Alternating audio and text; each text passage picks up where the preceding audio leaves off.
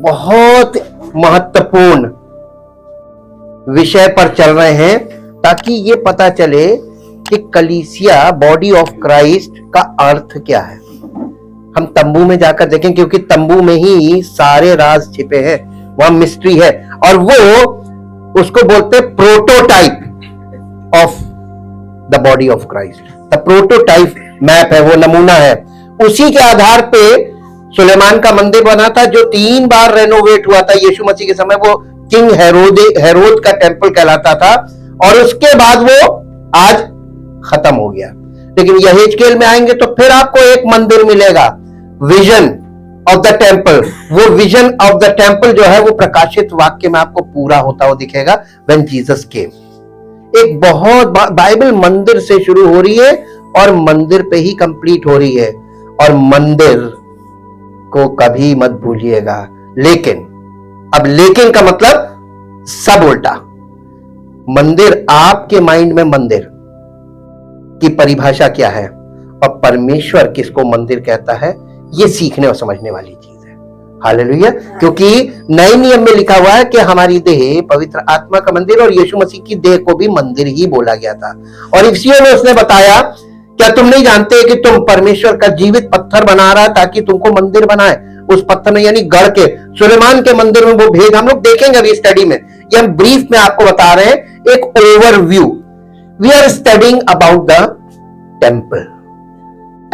इसी के पैरेलल पवित्र आत्मा ने हमको दर्शन देकर ये बात कही कि इसी के पैरेलल हम लोग एवरी संडे प्रीस्टहुड पे मैसेज को सुनेंगे और अध्ययन करेंगे। मंदिर बिना प्रीस्टहुड के काम नहीं करेगा। एक इंडिविजुअल व्यक्ति मंदिर में ना तो सेवा कर सकता, ना प्रवेश कर सकता है। इसलिए दोनों चीजों को अगर हम पैरेलल करके चलेंगे तो हमको सब चीजें स्पष्ट होती जाएंगी। मालूम है, बाइबल के 2 वर्जन हैं, ओल्ड टेस्टामेंट और न्यू टेस्टामेंट। हमने इसको कई रूप में देखा, पुरानी वाचा, नई वाचा। परमेश्वर के वादे पुरानी वाचा में भी थे, नई वाचा में भी थे।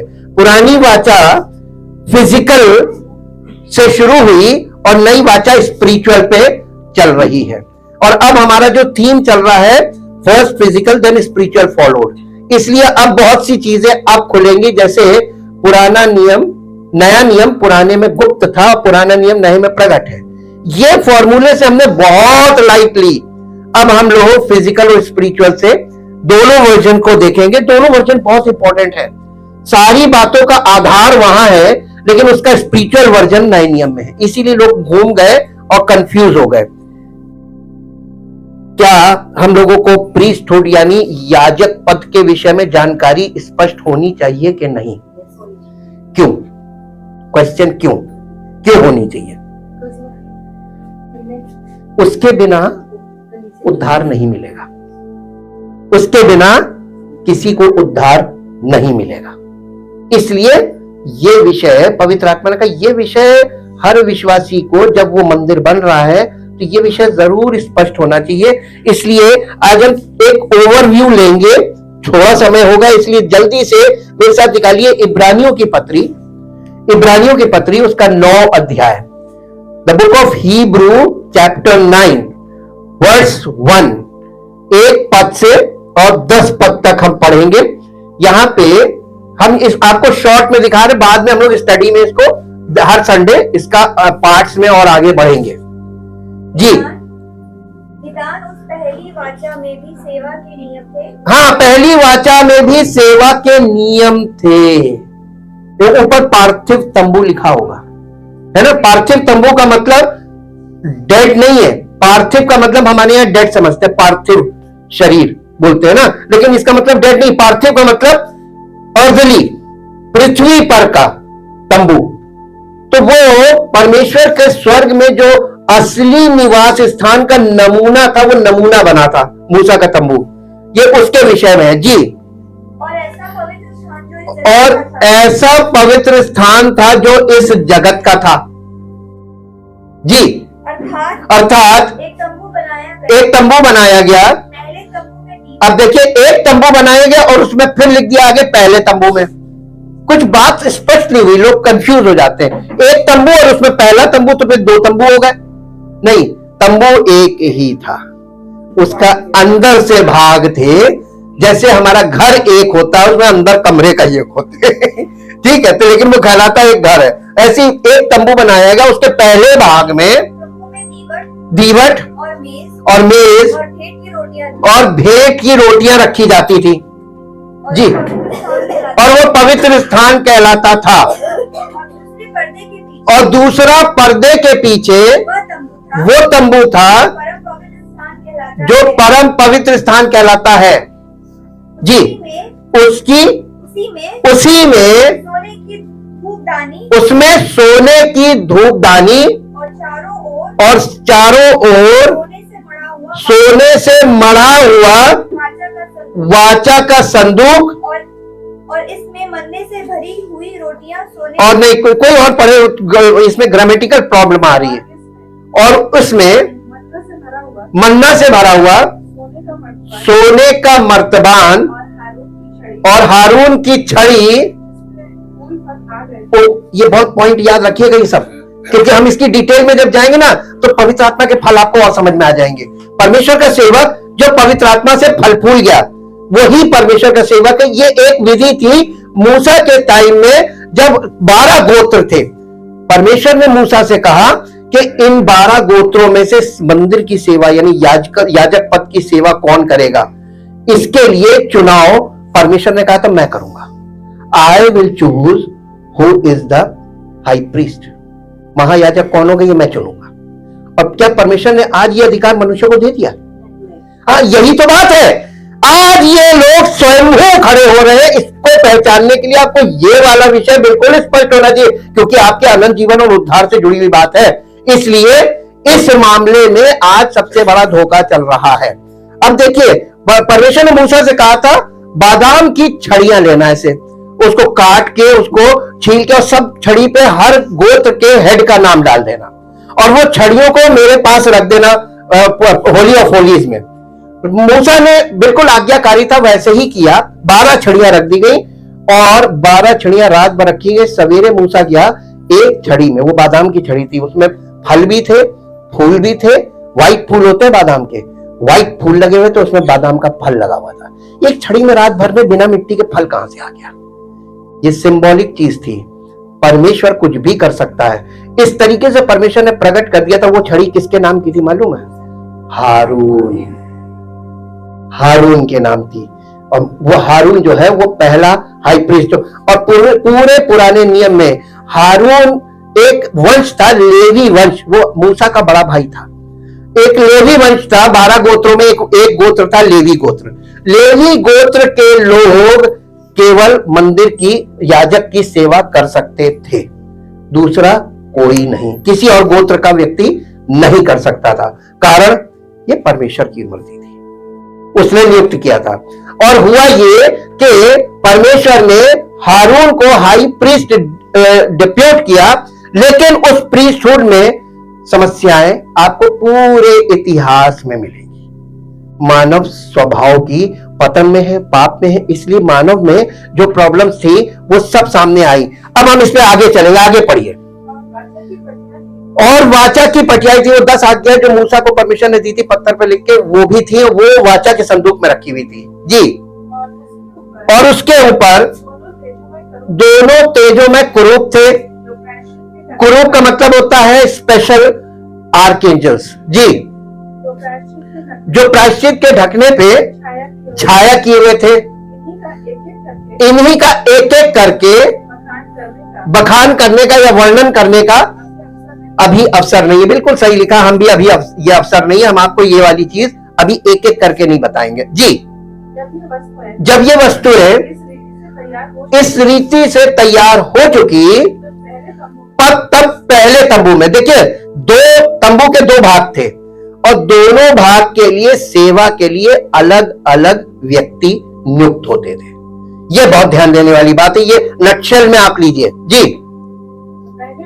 पहले तंबू में तो याजक हर समय प्रवेश करके सेवा के काम निभाते हैं, पर दूसरे में यानी होली ऑफ होलीज में केवल महायाजक वर्ष भर में एक ही बार जाता है और बिना लहू लिए नहीं जाता। ये भी स्टडी का विषय है, ध्यान रखिएगा इस पॉइंट पर। जी आगे, जिसे वो अपने लिए और लोगों की भूल चूक के लिए चढ़ावा चढ़ाता है महायाजक। जी, इससे पवित्र आत्मा, अब देखिए पवित्र आत्मा बता कुछ नहीं रहा है, उस तंबू में जाके आपको पवित्र आत्मा को दिखा रहा है। और हम लोग तंबू पे अध्ययन कर रहे हैं। अगर आप वाकई में अध्ययन कर रहे हैं, दिल से और मन से फोकस है, हम आपको सच बता रहे हैं, आपको प्रभु के दर्शन ना हो जाए तो कहिएगा, कंप्लीट कर लीजिएगा। हालेलुया।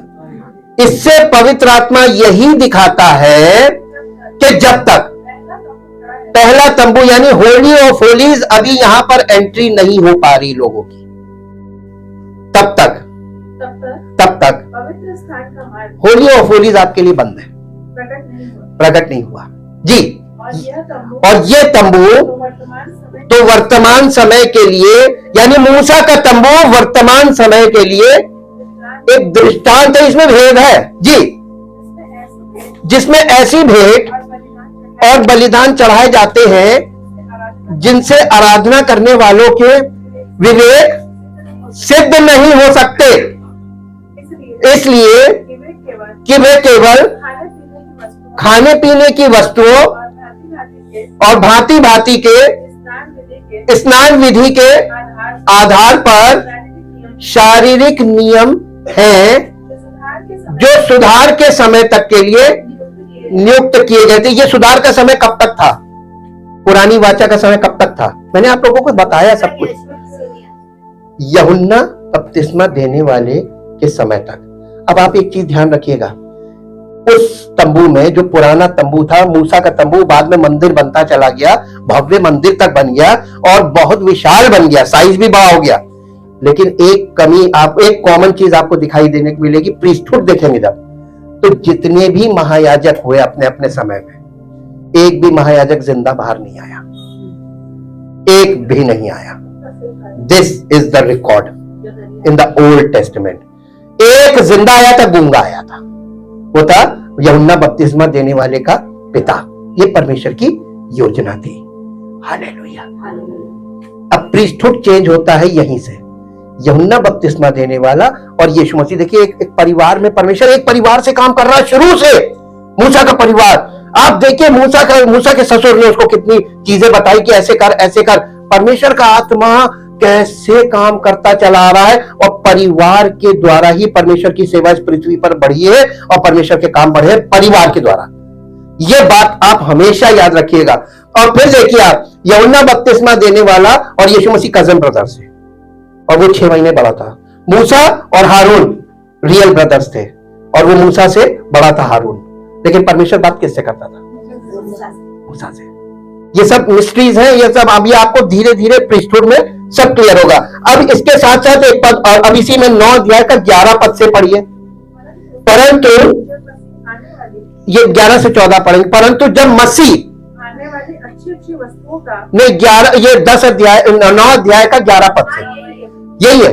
परंतु जब मसीह आने वाली अच्छी वस्तुओं का अरे अब नए नियम में कौन महायाजक है?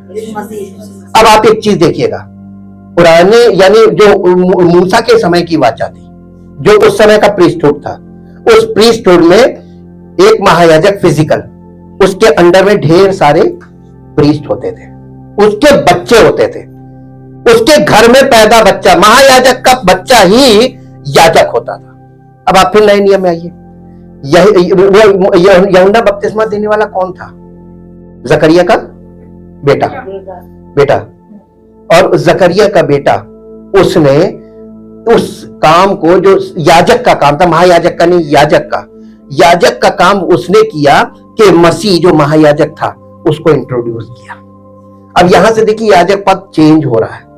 अब मसीह आ रहा, मसीह कौन से याजक पद से आ रहा है? 2 ही याजक पद हैं, एक हारून और दूसरा मेलिकिसेदक। ये एक मिस्टीरियस नेम है और ये गंभीर विषय है इन द क्रिश्चियन वर्ल्ड। बहुत बड़े बड़े दिग्गज लोग इसमें जूझे हुए हैं मेलकिसेदक में, और आज तक किसी को समझ नहीं। अगर पवित्र आत्मा चाहे ना 2 मिनट में चीजें क्लियर करता है, और अगर पवित्र आत्मा जिसको ना चाहे उसको जिंदगी भर कुछ नहीं बताता, स्पष्ट नहीं होने देता है। ये उसकी योजना और उसकी मर्जी पे है जी। तो उसने और भी बड़े, जब यीशु मसीह अच्छी अच्छी वस्तुओं का महायाजक होकर आया, तो उसने और भी बड़े और सिद्ध तंबू से होकर, जो हाथ का बनाया हुआ नहीं, अर्थात इस सृष्टि का नहीं, और बकरों और बछड़ों के लहू के द्वारा नहीं, पर अपने ही लहू के द्वारा एक ही बार परम पवित्र होली ऑफ होलीज में प्रवेश किया और अनंत छुटकारा प्राप्त किया, जो प्रीस्टहुड फेल हो गया था। यीशु मसीह ने उस मंदिर को भी, मूसा का तंबू से जो मंदिर है, उस मंदिर को सिद्ध किया। द सेम पैटर्न, प्रभु यीशु मसीह ने उस पैटर्न को, जो परमेश्वर पिता ने तैयार किया था लोगों के उद्धार के लिए। तो आपको मालूम है, मूसा का तंबू उद्धार का मार्ग है। जब आप पढ़ते ना, यीशु मसीह ने कहा था मार्ग, सत्य और जीवन मैं ही हूं। तो आपको इस चीज में कोई स्पेक्यूलेशन करने की जरूरत नहीं है। वो मार्ग कौन सा है? तंबू मार्ग। जब आपने उसमें एंट्री देखी, तभी तो यीशु मसीह ने कहा था चौड़े फाटक से प्रवेश न करना। चौड़ा फाटक क्या है? नहीं, आंगन में जो गेट था, एंट्रेंस, वो चौड़ा फाटक है। और सक्रे मार्ग से उसने कहा था वो था होली प्लेस में, जहां भेंट की रोटी की मेज और दीपदान ये रहता था, वो होली प्लेस, उसमें प्रवेश की बात कर रहा था। उसी को कहा उसने सकरा मार्ग, वो नैरो था। अब आप देखिए बैकग्राउंड में यीशु मसीह की सारी शिक्षा में बैकग्राउंड में क्या है? मूसा का तंबू, उसी के आधार पर सब बोला गया है। आपको कभी समझ में नहीं आएगी उसकी बातें जब तक आप प्रोटोटाइप में जाके, वहां पवित्र आत्मा ये काम करता है, हमको रियलिटी को वहां ले जाके दिखाता है, ताकि हमारे माइंड में पिक्चर क्लियर हो। और प्रीस्टहुड को बहुत जरूरी समझिएगा। बिना प्रीस्टहुड को समझे आज के समय में आप धोखा खाएंगे, और जिम्मेदार कौन होगा? यस, कोई नहीं कह सकता कि प्रभु हमने धोखा ना। अज्ञानता का समय नहीं है। इस समय सारी बातें स्पष्ट की जा रही हैं। अगर तुम इंटरेस्टेड नहीं हो वो बात अलग है, लेकिन सब कुछ स्पष्ट है और पवित्र आत्मा काम कर रहा है। आगे पढ़िए, 14 पद तक पढ़ दीजिए। क्योंकि जब बकरों और बैलों का लहू और कलोर की राख अपवित्र लोगों पर छिड़के जाने से शरीर की शुद्धता के लिए पवित्र करती है, तो मसीह का लहू, जिसने अपने आप को सनातन आत्मा के द्वारा परमेश्वर के सामने निर्दोष चढ़ाया, तुम्हारे, अब देखिए यीशु मसीह का लहू हमारे शरीर पे काम नहीं करेगा। बहुत ध्यान दीजिएगा। वाचा बदल गई, महायाजक बदल गया, प्रीस्टहुड बदल गया, और आंतरिक नियम वही है, लेकिन स्वरूप आत्मिक हो गया। तो हमारा आत्मिक पार्ट क्या है? विवेक। विवेक भी हृदय है जी। तुम्हारे विवेक को मरे हुए कामों से क्यों ना शुद्ध करेगा, ताकि तुम जीवते परमेश्वर की सेवा करो। देखिए, जीवित परमेश्वर की सेवा करने के लिए स्पिरिचुअली, परमेश्वर क्या है? आत्मा। तो एक व्यक्ति जीवित परमेश्वर की जो आत्मा है, परमात्मा है, उसकी सेवा करने के लिए पहली चीज स्पिरिचुअली बॉर्न अगेन हो, क्योंकि सब लोग स्पिरिचुअली डेड है। तो फिजिकल तो कुछ नहीं करना है, लेकिन इस पे शुरुआत कौन करेगा? ना ना ना ना, फिजिकल स्टार्टिंग नहीं है, स्टार्टिंग इज स्पिरिचुअल है। इसीलिए born again first, every person must born again. इसके बिना तो एक कदम आप आगे का सब छोड़ दीजिए, सब ब्लर है और फिजिकली आप कुछ समझ नहीं पाएंगे। अब इसके बाद हम लोग आते हैं, इसका एक और पार्ट देखिए। इब्रानियों की पत्री 7 अध्याय, उसका 11 से 14 पद पढ़िए। इब्रानियों की पत्री 7 अध्याय 11 से 14 पद। तब यदि लेवीय याजक पद के द्वारा सिद्धि हो सकती है, जिसके सहारे से लोगों को व्यवस्था मिली, तो फिर क्या आवश्यकता थी कि तू दूसरा याजक, यहाँ पे याजक का मतलब महायाजक है, इंग्लिश में पढ़ेंगे तो हाई प्रीस्ट ही लिखा होगा जी, मलिकिसिदक की रीति पर खड़ा हो। जब उससे सिद्धि मिल सकती थी तो क्या आवश्यकता पड़ी थी परमेश्वर को कि ये दूसरा महायाजक हारून प्रीस्टहुड को उसने छोड़ दिया और मलिकिसिदक पे क्यों आ गया? Why? This is a great question, $1 million question है ये आज। अब देखिए आगे, आगे पढ़िए।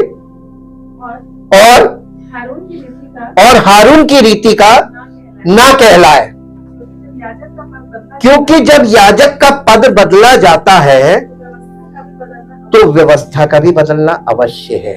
पहले याजक था फिजिकल, व्यवस्था थी फिजिकल। अभी पढ़ा हम लोगों ने वो भांति भांति की स्नान विधि और ये तमाम वाटर बैप्टिज्म, पानी का छिड़का जाना और सब शारीरिक जितना आप देख रहे हैं ये सब हारून की रीति पर था और ये सुधार के समय तक के लिए था। और वो समय पूरा हो गया यीशु मसीह के आने पहले, यानी यूहन्ना बपतिस्मा देने वाले, तभी तो यूहन्ना बपतिस्मा देने वाले ने बोला कि मन फिराव का बपतिस्मा देता था, अब मन फिरा लो क्योंकि अब वो आ गया। अब उसके मैसेज को अब क्लियर समझ पाएंगे कि वो कह क्या रहा था। अब देखिए आगे पढ़िए, क्योंकि जिसके विषय में ये बातें कही जाती हैं कि वो दूसरे गोत्र का है, जिसमें से किसी ने वेदी की सेवा ये नहीं की जी, तो प्रकट है कि हमारा प्रभु कौन सा गोत्र? ये राजाओं का गोत्र है। अब आपको गोत्र का सिस्टम नहीं मालूम है, परमेश्वर ने ये गोत्र क्यों बनाए थे, इस गोत्र में भी भेद छिपे हुए हैं। परमेश्वर ने लेवीय गोत्र के लोगों को मंदिर की सेवा में नियुक्त किया था, लेकिन उनके सारे कुकर्म परमेश्वर देखता था। परमेश्वर देखता है आज भी कलीसिया में क्या हो रहा है, किस कलीसिया में कौन किस रीति से कर रहा है, ये परमेश्वर देखता है। और पवित्र आत्मा के फल क्यों नहीं प्रकट हो रहे? क्योंकि वो देखता है। पवित्र आत्मा काम क्यों नहीं कर रहा? क्योंकि वो देखता है।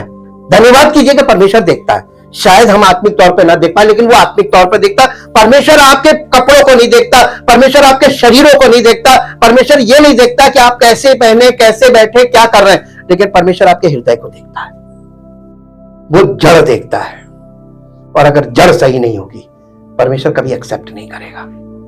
ये बात हमेशा याद रखिए, फिजिकल और स्पिरिचुअल का यही अंतर। आगे पढ़िए, हमारा प्रभु यहूदा के गोत्र में से उदय हुआ है, और इस गोत्र के विषय में मूसा ने याजक पद की कुछ चर्चा नहीं की जी। और जब मलिकिसिदक के समान एक और ऐसा याजक उत्पन्न हो जाता है, होने वाला था, जो शारीरिक आज्ञा की व्यवस्था के अनुसार नहीं पर अविनाशी जीवन की सामर्थ्य के अनुसार युक्त हो, तो हमारा दावा और भी स्पष्टता से प्रकट हो गया जी, क्योंकि उसके विषय में ये गवाही दी गई है कि तू मलिकिसिदक की रीति पर युगान युग, you are high priest for ever. अब इसके बाद कोई हाई प्रीस्ट नहीं होगा। तो दो ही तो प्रीस्ट हुए, एक वो हारून वाला और एक मलिकिसिदक की रीति पर। यीशु मसीह महायाजक है किस रीति पर? मलिकिसिदक की रीति पर। और ये महायाजक आत्मिक बातों को वैल्यू करेगा, फिजिकल को नहीं। अब आगे पढ़िए, 14 पद तक जाना। हाँ हो गया।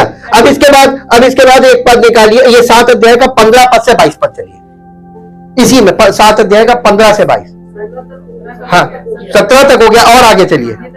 निदान पहली आज्ञा निर्बल और निष्फल होने के कारण लोप हो गई। पहली आज्ञा यानी पहली वाचा, यानी वो वाला प्रीस्टहुड क्यों फेल हुआ? पहली चीज निर्बल, दूसरी चीज निष्फल। ये 2 पॉइंट, इसको इंग्लिश में पढ़ दीजिए।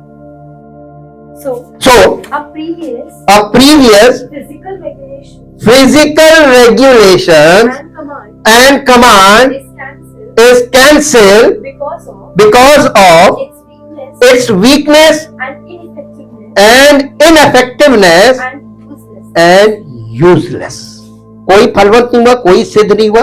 रीजन क्यों नहीं हुआ? अब आपको बताते हैं. फिजिकल और स्पिरिचुअल का अंतर देखिएगा. आप किसी से कहिए, छोटे बच्चे से या किसी व्यक्ति से कहिए माफी मांगो. आप बड़े हैं और अगर वो आपका बहुत आदर करता होगा, आपको जवाब नहीं देगा तो क्या करेगा? माफी मांग लेगा. लेकिन आपको बताएं इसमें एक प्रॉब्लम है. उसने हृदय से माफी नहीं मांगी है. ये प्रभाव था, उसने मजबूर होकर मांगे, स्वार्थवश मांग ली. क्या करनी मांगेंगे? मेरा ही काम बिगड़े. नए नियम में मालूम क्या है? हाथ. अब पुराने नियम में क्या है? दिखावे के. ये पाखंड इसी को बोलते हैं, आडंबर इसी को बोलते हैं. जितनी धार्मिकता आपको फिजिकल दिखती है वो सब आडंबर है. और जो हृदय से होती है उसमें कुछ करने की जरूरत नहीं. आपके शरीर का कोई भी काम नहीं होगा. आप हृदय से अगर किसी को प्यार करते हो, उस व्यक्ति को मालूम हो जाएगा ये मुझे बहुत प्यार करता है. हालेलुया. आपकी शक्ति में भी वो आपका प्यार देख लेगा. और ऐसे आप कितने भी मुलायम हैं, आपका प्यार नहीं दिखेगा. हालेलुया. मेरी बात बहुत बाद में समझ में आएगी, धीरे धीरे मनन कीजिएगा, तब आइएगा जी. यस. इसलिए कि व्यवस्था ने किसी बात की सिद्धि नहीं की और उसके स्थान पर एक नया नियम क्या है मालूम? नई वाचा क्या है? उसके स्थान पर एक ऐसी उत्तम आशा. नया नियम हमारे लिए आशा बन के आया.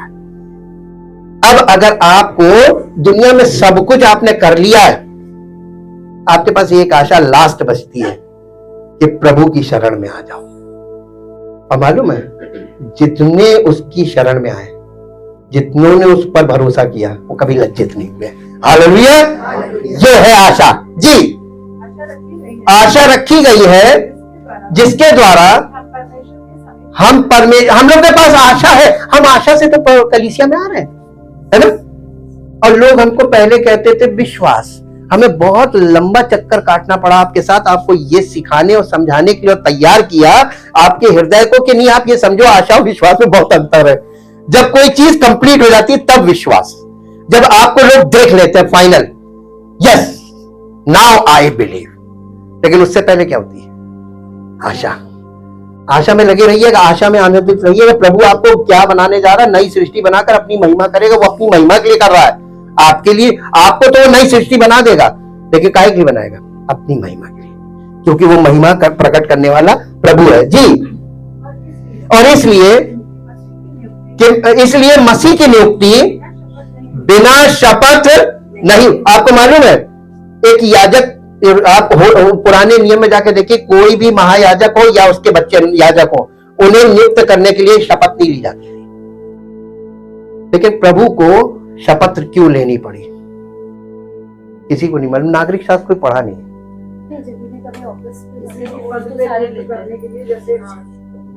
राजनीतिक. हाँ. अब आप पता है, यीशु मसीह महायाजक है, लेकिन वो राजा है. वो राजा के वंश से आ रहा है, यहूदा के गोत्र से. गोत्र मत भूलिएगा, यहूदा के गोत्र, इसका मतलब वो किंग है. और किंग है, और किंग के साथ हाई प्रीस्ट है. और ये पिक्चर आपको बाइबल में केवल एक व्यक्ति मिलेगी, हिज नेम इज डेविड. दाऊद बादशाह, वो बादशाह भी था और उसने महायाजक का भी काम किया था. लेकिन वही काम शाऊल ने किया था. परमेश्वर उससे बहुत भयानक तरीके से नाराज हो गया. तो तुमने अपना ऑफिस कैसे चेंज किया? तुम राजा से महायाजक कैसे बने? परमेश्वर इसको बर्दाश्त नहीं करता है. लेकिन जिसको परमेश्वर चुनता है अकॉर्डिंग टू हार्ट. दाऊद का चुनाव कैसे हुआ था? परमेश्वर हृदय देखता है. परमेश्वर ट्रेनिंग नहीं चाहता. परमेश्वर के पास हमारी योग्यता उसको नहीं चाहिए. हम अयोग्य ही हैं, लेकिन हमारा हृदय अगर सही है, according to his plan, according to his will, वो हमें चुन लेगा. योग्यता कहां से आएगी? अरे योग्य तो वो है, काम तो उसे करना है. हमें तो सिर्फ खड़े होके PRO, पब्लिक रिलेशन ऑफिसर बनना है. और हम प्रभु की महिमा, हमारे जीवन से अपनी महिमा वो प्रकट करता है. हम स्वयं कुछ भी प्रयास करके उसकी महिमा अपने जीवन से प्रकट नहीं कर सकते. हालेलुया. इसलिए हमें अपनी दीनहीन दशा में रहना है और ये कहना है कि प्रभु हमसे कुछ नहीं हो सकता, अगर आप नहीं चाहेंगे तो हम इस व्यक्ति के लिए प्रार्थना भी करेंगे तो वो अनसुनी हो जाएगी, मान्य नहीं होगी। लेकिन अगर हम आपके वचन और आपकी इच्छा, आपकी योजना को जानते होंगे तो हम इस व्यक्ति को क्या करेंगे, ये बता देंगे भैया प्रभु ये बात पसंद नहीं करता है, हम इसको शिक्षित करेंगे ताकि ये आपकी इच्छा में आ जाए, और जिस दिन ये आपकी इच्छा में आ जाएगा तो आपकी इच्छा इसके जीवन में पूरी हो जाएगी। हालेलुया। ये है मुद्दा। अब एक और जगह चलिए, जल्दी से मेरे साथ आ जाइए। Who is Melchizedek? ये मेल्किसेदक है कौन? ना ना ना ना, ये एक कैरेक्टर, एक पर्सन है अकॉर्डिंग टू द बाइबल, और इस पर्सन को बहुत ज्यादा लोगों को नहीं मालूम है। मेरे साथ एक पद निकालिए, इसी में इब्रानियों की पत्री में 7 अध्याय उसका पहले पद से पढ़िए। 7 अध्याय पहले पद से। ये मेल्किसेदक शालेम का राजा और परम प्रधान परमेश्वर का, किसी के लिए बाइबल में ये वाला स्टेटमेंट आपको नहीं मिलेगा, किसी महायाजक के लिए, और ये सदा सर्वदा याजक बना रहता है जी। अब ये इसका सबसे पहली बार ये कहां पे मिलता है आपको? उत्पत्ति में मिलता है। हमने आपको पहले भी एक छोटी सी स्टडी में बताया था कि दशमांश व्यवस्था से नहीं है, दशमांश अब्राहम से है। अब वही वाला पार्ट आ गया, क्योंकि अब्राहम ने किसको दिया था दशमांश? मेल्किसेदक को दिया था, क्योंकि अब्राहम भी राजाओं से लड़के आ रहा था और जीत कर आ रहा था, और बहुत रुपए पैसे भी जीत के आ रहा था। जब कोई नगर जीत लिया तो उसकी सारी वस्तु राजा की हो गई ना, तो वहां से जीत के आ रहा था बहुत बहुत अमीरी के साथ, तब इसको मेल्किसेदक मिला जी। आगे पढ़िए। जब अब्राहम राजा को मारकर लौटा चला आ रहा था, हाँ, तो इसी में उसे किसने मिला? अब्राहम गया था उससे मिलने, या वो आया था उससे मिलने? अब आप यहां से एक पॉइंट और सुनिए, गुड न्यूज है ये भी, हमारा प्रभु खुद विजिट करता है। किसको विजिट करना है, किसको नहीं, अकॉर्डिंग टू हार्ट जी। तो इसी ने उससे भेंट की थी, उसे आशीष दी थी, इसी को इब्राहिम ने सब वस्तुओं का दशमांश भी दिया था। ये पहले अपने नाम के अर्थ के अनुसार धर्म का राजा, और फिर शालेम अर्थात शांति का राजा है, जिसका ना पिता न माता और न वंशावली है, न इसके दिनों का आदि है और न जीवन का अंत है, ये परमेश्वर के पुत्र के स्वरूप ठहरा जी। अब इस पर ध्यान करो, ये कैसा महान था, जिसको कुलपति इब्राहिम ने अच्छे से अच्छे माल की लूट का दशमांश दिया। लेवी की संतान, देखिए वो हारून प्रीस्टहुड आ गया, लेवी की संतान में से जो याजक का पद पाते हैं, जिन्हें आज्ञा मिली है, उन्हें आज्ञा मिली है कि लोगों अर्थात अपने भाइयों से, चाहे वो इब्राहिम की देह से क्यों ना जन्मे हो, व्यवस्था के अनुसार दशमांश ले। ये बाद में लोगों को व्यवस्था में जोड़ा गया था प्रीस्टहुड में। इसलिए अब आप एक बात बताइए, पुराने प्रीस्टहुड में आप जाइए, ओल्ड प्रीस्टहुड में जो हारून का चला आ रहा है, उसमें वो प्रीस्टहुड ऐसा है कि वो आपको सबसे ज्यादा जोर इसी पे चोट मारता है, दशमांश दशमांश दशमांश। यीशु मसीह ने क्या कहा था मालूम है? हे अंधे अगुओं, तुम सब चीजों का दशमांश देते हो, लेकिन जो हृदय से संबंधित है, दया और प्रेम और न्याय, गंभीर बातों, इन्हें किनारे कर देते हो, केवल पैसों पे चोट मारते हो। अब आप देखिए फिजिकल प्रीस्टहुड में आज भी वही चीज चली आ रही, वही नेचर आ रहा है, लेकिन मसीह का प्रीस्टहुड वो नहीं है। अब आप एक और जगह आ जाइए, इब्रानियों की पत्री 8 अध्याय उसका 1 से 7 पद। इब्रानियों की पत्री 8 अध्याय, हिब्रू चैप्टर 8। अब जो बातें हम कह रहे हैं उनमें से सबसे बड़ी बात यह है कि हमारा ऐसा महायाजक है जो स्वर्ग पर महामहिमन के सिंहासन के दाहिने जा बैठा है और पवित्र स्थान और उस सच्चे तंबू का सेवक हुआ जिसे किसी मनुष्य ने नहीं वरन प्रभु ने खड़ा किया है, क्योंकि हर एक महायाजक भेंट और बलिदान चढ़ाने के लिए ठहराया जाता। अब आपको एक बात बताए, importance of high priest. High priest की इंपॉर्टेंस देखिए। हाई प्रीस्ट जो उसके अंडर में प्रीस्ट होते थे, उसके बच्चे जो उसके घर में पैदा होते थे, वो दिन भर सेवकाई करते थे और प्रतिदिन करते थे। ये जो हाई प्रीस्ट होता था, महायाजक, उन सब का पिता, ये साल में एक बार प्रायश्चित के दिन, डे ऑफ अटोनमेंट, उस दिन एक बार जाता था अपने अपने गुनाहों की माफी के लिए और अपने प्रीस्टहुड, अपने बच्चों के गुनाहों की माफी के लिए, और बाहर जो लोग वेदी पे अपनी भेंट चढ़ाने आते थे उनके गुनाहों की माफी के लिए वो लहू लेकर जाता था बलिदान करके। और इसी कारण अब एक यहां पे क्वेश्चन रेज होता है कि एक भी जिंदा क्यों नहीं वापस आया? उसकी गलती क्या थी? वो तो साल में एक बार जाता था। उसके अपने बच्चे जो याजक का काम करते थे, किसी भी प्रीस्टहुड में जो हेड होता है, उसके अंडर में जितने भी प्रीस्ट होते हैं, उनको नियंत्रित करना किसकी जिम्मेदारी? उनके हेड की, है ना? और फिजिकल में आप जाके देख लीजिए, वही प्रॉब्लम आज भी है। The same problem now today, आज भी यही प्रॉब्लम है। और इसीलिए एक भी जिंदा नहीं जाता, ये बचता था, क्योंकि परमेश्वर उसके द्वारा की गई सेवकाई को, उसके बच्चों के द्वारा की गई सेवकाई को और लोगों के लिए वो जो सेवा करते थे वो एक्सेप्ट ही नहीं करा। इसलिए मैंने आपसे कहा था ये बहुत इंपॉर्टेंट विषय है, इस पर ध्यान कीजिए, क्योंकि ये आपके अनंत जीवन और आपकी गुनाहों की माफी से जुड़ा विषय है।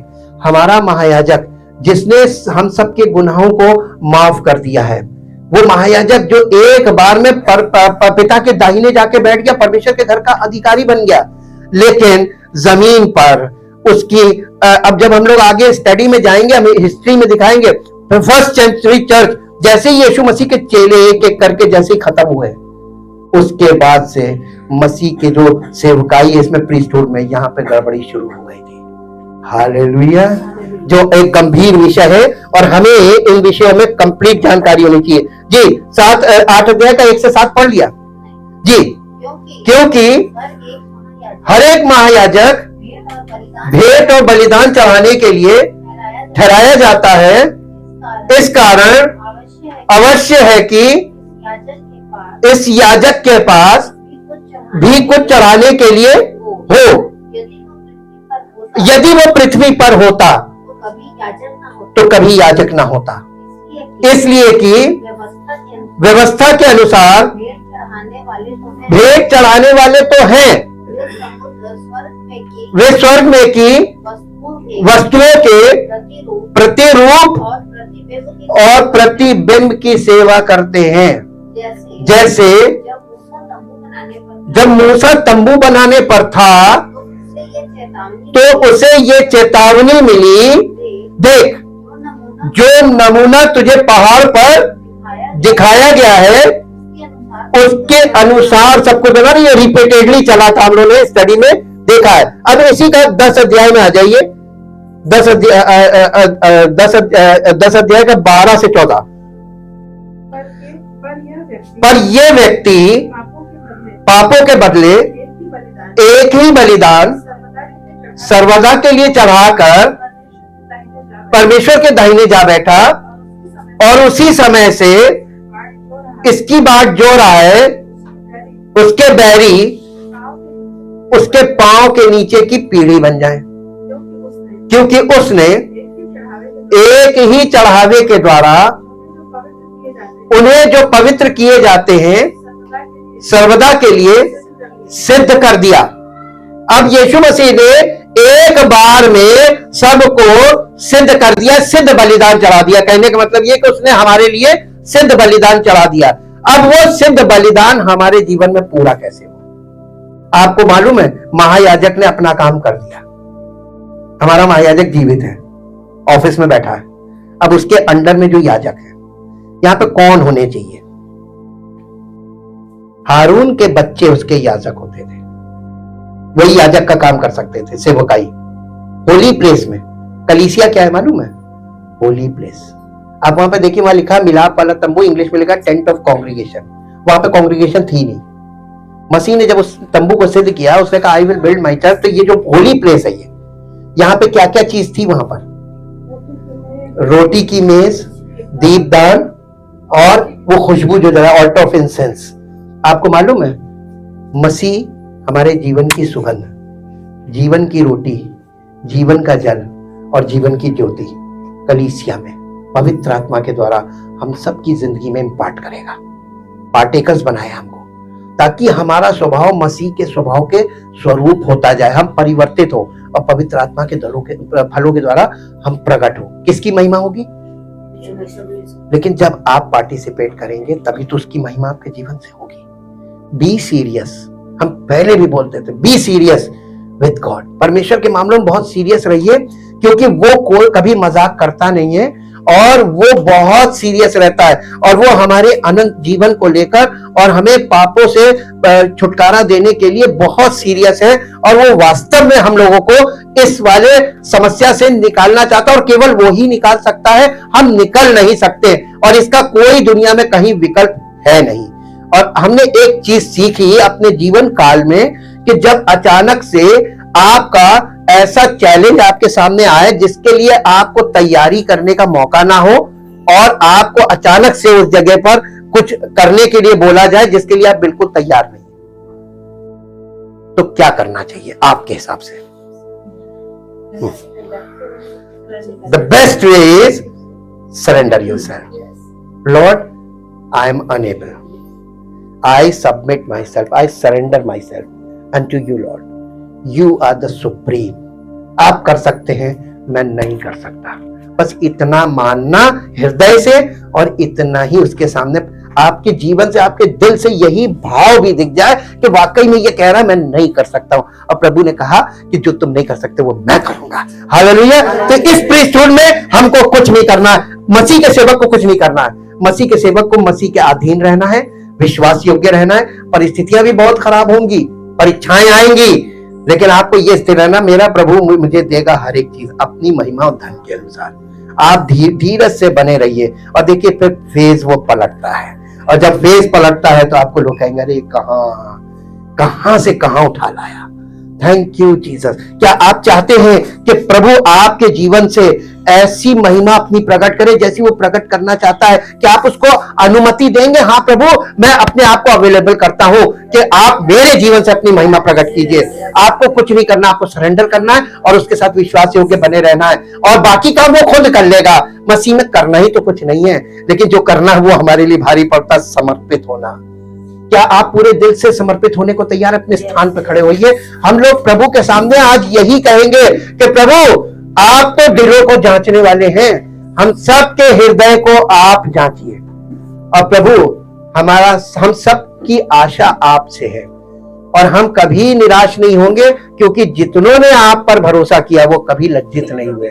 इसलिए प्रभु यहाँ पर जितने लोग मौजूद हैं, सारे दिल से प्रभु हम सब लोग आपसे ये कहना चाहते हैं कि हमारे जीवन में आगे कौन सा बड़ा चैलेंज आएगा, कौन सी बड़ी चुनौती आएगी, कौन सी बड़ी समस्या आएगी जिसको हम फेस करने के लिए बिल्कुल भी तैयार नहीं है। हो सकता है अचानक से प्रभु हमारे साथ कुछ भी हो, लेकिन प्रभु हम ये भरोसा करते हैं कि मेरा प्रभु हम लोगों को संभालेगा, वो हमारे साथ साथ बना रहेगा। अगर हम उसके साथ विश्वास योग्य रहेंगे तो वो हमारे साथ विश्वास योग्य रहेगा, और अगर हम अविश्वासी हो भी जाए तो अभी वो विश्वास योग्य रहेगा। इसके लिए हम आपका धन्यवाद करते हैं प्रभु। कई बार हम इंसान होने के नाते हम विश्वास में निर्बल पड़ जाते हैं, लेकिन आपका बल हमारी निर्बलता में ही सिद्ध होता है, और जब हम निर्बल होते हैं तभी हम बलवान होते हैं, क्योंकि हमारा प्रभु हमें किसी भी समय नहीं छोड़ता है। उसने ये वायदा किया, मैं तुम्हें कभी ना छोड़ूंगा, कभी ना त्यागूंगा। हम प्रभु आपके इस वायदे का आदर करते हैं, और आपसे धन्यवाद करके कहना चाहते हैं हम सब पर दया कीजिए प्रभु, और अपनी महिमा हम सबके जीवनों से प्रकट कीजिए, ताकि आपका नाम महिमा पाए। धन्यवाद के साथ इस प्रार्थना को अपने इकलौते पुत्र प्रभु यीशु मसीह के नाम से मांगते हैं, आमीन।